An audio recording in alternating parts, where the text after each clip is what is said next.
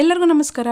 ಇವತ್ತು ಮನೆಯಲ್ಲೇ ಎರಡೇ ಪದಾರ್ಥಗಳನ್ನ ಬಳಸ್ಬಿಟ್ಟು ಬೆಸ್ಟ್ ಹೇರ್ ಆಯಿಲ್ನ ಮಾಡೋದು ತೋರಿಸ್ತೀನಿ. ಯಾವುದೇ ರೀತಿ ಕೆಮಿಕಲ್ಸ್ ಇರ್ಬೋದು, ಅಡಿಟಿವ್ಸು, ಕಲರ್ಸು, ಪ್ರಿಸರ್ವೇಟಿವ್ಸು ಏನೂ ಹಾಕಲ್ಲ. ನ್ಯಾಚುರಲ್ ಆಗಿ ಎರಡೇ ಪದಾರ್ಥಗಳನ್ನ ಬಳಸಿ ಬೆಸ್ಟ್ ಹೇರ್ ಆಯಿಲ್ನ ಮಾಡ್ಕೋಬೋದು. ಈ ಎಣ್ಣೆನ ವಾರಕ್ಕೆ 1 ದಿನ ಅಥವಾ 2 ದಿನ ಹಚ್ಕೊಂಡು 1 ಗಂಟೆ ಬಿಟ್ಟು ತಲೆ ಸ್ನಾನ ಮಾಡ್ಕೊಳ್ಳಿ. ಹೀಗೆ 3 ರಿಂದ 4 ತಿಂಗಳು ಮಾಡಿದ್ರೆ ಖಂಡಿತವಾಗ್ಲೂ ನಿಮ್ಮ ಕೂದಲು ಚೆನ್ನಾಗಿ ಬೆಳೆಯುತ್ತೆ, ಕೂದಲು ಉದುರುವುದು ನಿಲ್ಲುತ್ತೆ, ಬಿಳಿ ಕೂದಲು ತಡೆಯುತ್ತೆ. Best hair oil. ಇದಕ್ಕೆ ಬೇಕಾಗಿರೋದು ಎರಡೇ ಪದಾರ್ಥ.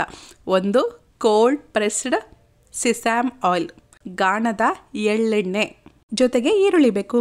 ಈ ರೀತಿ ಪಿಂಕ್ ಕಲರ್ ಇರುವಂತಹ ಈರುಳ್ಳಿ ತೊಗೊಳ್ಳಿ. ಸ್ವಲ್ಪ ಗಟ್ಟಿಗಿರೋದು ತೊಗೊಳ್ಳಿ, ಮೆತ್ತಗಿರೋದು ತೊಗೊಳಕ್ಕೆ ಹೋಗಬೇಡಿ. ಗಟ್ಟಿಗಿರೋಂಥ ಈರುಳ್ಳಿ ಬೇಕು. 200 ml ಅಷ್ಟು ಎಳ್ಳೆಣ್ಣೆ ತೊಗೊಂಡಿದ್ದೀನಿ, ಅದಕ್ಕೆ 2 ಈರುಳ್ಳಿ ಬೇಕು. ನೀವು ಅರ್ಧ ಲೀಟ್ರ್ ತೊಗೊಂಡ್ರೆ 4 ರಿಂದ 5 ಈರುಳ್ಳಿ ಬೇಕಾಗತ್ತೆ. ಅದ್ರ ಜೊತೆಗೆ ಆಪ್ಷನಲ್ಲು ಕರಿಬೇವನ್ನ ಬಳಸ್ಬೋದು.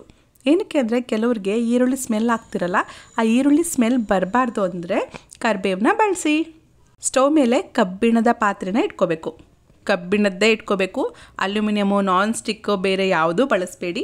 ಕಬ್ಬಿಣದ ಏನಕ್ಕೆ ಅಂದರೆ ಎಣ್ಣೆನ ನಾವು ಕಬ್ಬಿಣದ ಪಾತ್ರೆಯಲ್ಲಿ ತಯಾರಿಸಿದ್ರೆ ಕಬ್ಬಿಣದ ಅಂಶವನ್ನು ಸೇರಿಕೊಂಡು ಕೂದಲು ಚೆನ್ನಾಗಿ ಬೆಳೆಯೋದಕ್ಕೆ ಸಹಾಯ ಮಾಡುತ್ತೆ.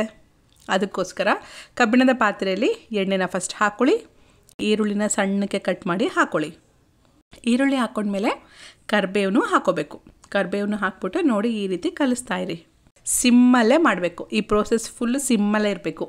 ಕರೆಕ್ಟಾಗಿ ಒಂದು 12 ರಿಂದ 15 ನಿಮಿಷಕ್ಕೇ ಚೆನ್ನಾಗಿ ಫ್ರೈ ಆಗುತ್ತೆ. ನೋಡಿ 15 ನಿಮಿಷಕ್ಕೆ ಈ ಕಲರ್ ಬಂದುಬಿಡುತ್ತೆ. ಆವಾಗ ಸ್ಟವ್ ಆಫ್ ಮಾಡಿಬಿಟ್ಟು ಮುಚ್ಚಳನ ಮುಚ್ಚಿಡಿ. ತುಂಬ ಹೆಚ್ಚಾಗಿ ಸೀದಿಸ್ಕೊಳಕ್ಕೆ ಹೋಗಬೇಡಿ, ಕಪ್ಪಗೆಲ್ಲ ಮಾಡೋಕ್ಕೆ ಹೋಗಬೇಡಿ. ಇಷ್ಟ ಆದರೆ ಸಾಕು, ಓಕೆನಾ? ಸ್ಟವ್ ಆಫ್ ಮಾಡಿಬಿಟ್ಟು ಮುಚ್ಚಳನ ಮುಚ್ಚಿಟ್ಟಿದ್ದೀನಿ. ಈ ಎಣ್ಣೆನ 4 ರಿಂದ 5 ಗಂಟೆ ಹಾಗೆ ಬಿಡಬೇಕು. ಏನಕ್ಕೆ ಅಂದರೆ ಎಣ್ಣೆಯಲ್ಲಿ ಈರುಳ್ಳಿ ಅಂಶ, ಕರಿಬೇವಿನ ಅಂಶ ಜೊತೆಗೆ ಕಬ್ಬಿಣದ ಅಂಶನೂ ಸೇರಬೇಕು. ಅದಕ್ಕೋಸ್ಕರ ಅಷ್ಟು ಟೈಮ್ ಹಿಡಿಯುತ್ತೆ. ಒಂದು 4 ರಿಂದ 5 ಗಂಟೆ ಹಾಗೆ ಬಿಟ್ಬಿಡಿ. ನಂತರ ನೋಡಿ ಒಂದು ಸ್ಟೀಲ್ ಜಾರ್ನ ಸಹಾಯದಿಂದ ಫಿಲ್ಟರ್ ಮಾಡ್ಕೊಳ್ಳಿ. ಇದು ಸ್ವಲ್ಪ ಟೈಮ್ ಹಿಡಿಯುತ್ತೆ. ನಿಧಾನಕ್ಕೆ ಫಿಲ್ಟರ್ ಮಾಡಿಕೊಂಡು ಪ್ರೆಸ್ ಮಾಡಬೇಕು, ಇಲ್ಲಾಂದರೆ ಅದರಲ್ಲೇ ಅರ್ಧ ಎಣ್ಣೆ ಉಳಿದ್ಬಿಡುತ್ತೆ. ಚೆನ್ನಾಗಿ ಪ್ರೆಸ್ ಮಾಡಿಕೊಂಡು ಫಿಲ್ಟರ್ ಮಾಡ್ಕೊಳ್ಳಿ. ನಂತರ ಇದನ್ನು ಗಾಜಿನ ಸೀಸದಲ್ಲೇ ಸ್ಟೋರ್ ಮಾಡಿ ಇಟ್ಕೊಳ್ಳಿ. ಪ್ಲಾಸ್ಟಿಕ್ ಎಲ್ಲ ಬೇಡ, ಸ್ಟೀಲ್ ಬಾಕ್ಸಲ್ಲೂ ಸ್ಟೋರ್ ಮಾಡ್ಕೋಬೋದು. ನಾನು ಗಾಜಿನ ಸೀಸದಲ್ಲಿ ಸ್ಟೋರ್ ಮಾಡಿ ಇಟ್ಕೊಂಡಿದ್ದೀನಿ. ಈ ಎಣ್ಣೆನ 6 ತಿಂಗಳವರೆಗೂ ಬಳಸ್ಬೋದು, ಕೆಡಲ್ಲ. ಅಷ್ಟೇ, ಮನೆಯಲ್ಲೇ ಬೆಸ್ಟ್ ಆನಿಯನ್ ಹೇರ್ ಆಯಿಲ್ನ ಕೆಮಿಕಲ್ಸ್ ಇಲ್ದಲೇ ತಯಾರಿಸ್ಕೋಬೋದು. ನೀವು ಈ ಆನಿಯನ್ ಹೇರ್ ಆಯಿಲ್ನ ತಯಾರಿಸಿ ಬಳಸಿ ನಿಮ್ಗೆ ಹೇಗೆ ಬರ್ತಾ ಇದೆ ರಿಸಲ್ಟ್ ಅಂತ ನನಗೆ ಕಮೆಂಟ್ ಮಾಡಿ ತಿಳಿಸಿ.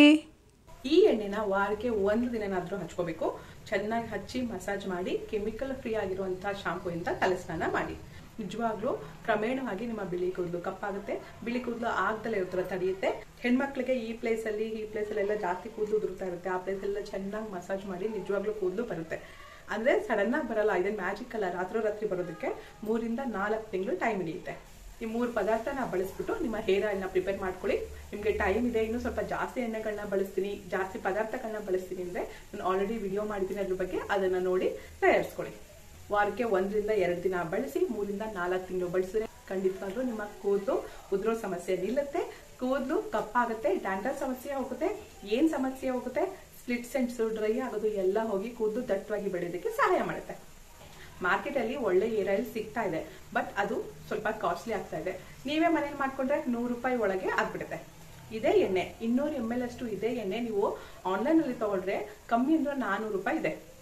ಒಂದ್ಸಲ ಬೇಕಾದ್ರೆ ಚೆಕ್ ಮಾಡಿ. ಬೆಸ್ಟ್ ಆನಿಯನ್ ಹೇರ್ ಆಯಿಲ್ ಅಂತ ಹುಡುಕ್ಬಿಟ್ರೆ 300 ಕಮ್ಮಿ ಸಿಗದೇ ಇಲ್ಲ. ಸೊ ಆದಷ್ಟು ಮನೆಯಲ್ಲಿ ಮಾಡ್ಕೊಳ್ಳೋದಕ್ಕೆ ಟ್ರೈ ಮಾಡಿ.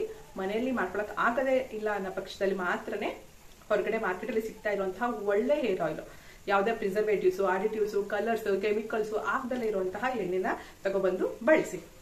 ವಿಡಿಯೋ ಇಷ್ಟ ಆಯ್ತಾ? ಹಾಗಾದ್ರೆ ಲೈಕ್ ಮಾಡಿ, ನಿಮ್ಮ ಫ್ರೆಂಡ್ಸ್ಗೂ ಶೇರ್ ಮಾಡಿ. ನಮ್ಮ ಚಾನಲ್ ಫಸ್ಟ್ ಟೈಮ್ ನೋಡ್ತಾ ಇದ್ದೀರಾ, ಪ್ಲೀಸ್ ಸಬ್ಸ್ಕ್ರೈಬ್ ಮಾಡ್ಕೊಂಡು ಪಕ್ಕದಲ್ಲಿರೋ ಗಂಟೆ ಜೋರಾಗಿ ಹೊಡಿರಿ. Thanks for watching. ಜೈ ಹಿಂದ್, ಜೈ ಕರ್ನಾಟಕ. ಮತ್ತೆ ಸರ್ವೇ ಜನ ಸುಖಿನೋ ಭವಂತು.